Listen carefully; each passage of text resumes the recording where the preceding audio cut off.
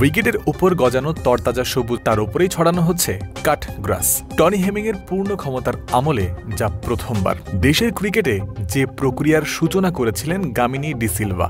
উইকেটের বিভিন্ন জায়গায় কাটা ঘাস ছড়ানো হবে, তারপরে চলবে রোলার দিয়ে রোল করার কার্যক্রম। তাতে মিটবে টিম ম্যানেজমেন্টের চাহিদা। ওয়েস্ট ইন্ডিজের বিপক্ষে সবশেষ ওয়ানডে সিরিজে কালো রঙের র্যাঙ্ক টার্নার তৈরি করা হয়েছিল, তবে এবার ভিন্নতা চায় দল। সে কারণেই ফেরা হচ্ছে পুরনো কাট গ্রাস প্রসেসে। বিদেশি দল বাংলাদেশের সফরে এলে গামিনী যা করতেন নিয়মিতই।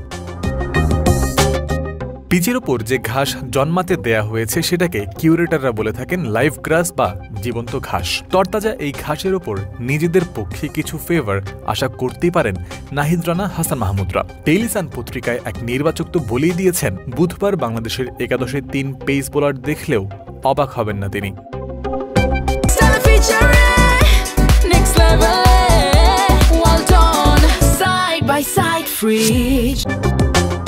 কোনো উইকেটে লাইভ গ্রাস না থাকলে স্ট্যান্ডার্ড মেইনটেইন করার জন্য সেখানে কাটা ঘাস ছিটিয়ে দেয়া হয়, জানিয়েছেন দেশের অভিজ্ঞ কিউরেটর জাহিদ রেজা বাবু। তবে যেখানে ইতোমধ্যেই লাইভ গ্রাস রয়েছে সেখানেও কেন কাট গ্রাসের প্রয়োগ? জাহিদ রেজা জানিয়েছেন এর কারণও।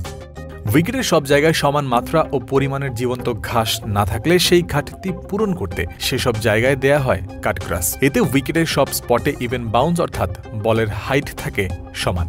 কাটা ঘাস ছড়ানোর এই পর্ব শেষে সাদা কাভার দিয়ে ঢেকে দেয়া হয়েছে পিচ, তার উপরে চালানো হয়েছে রোলার।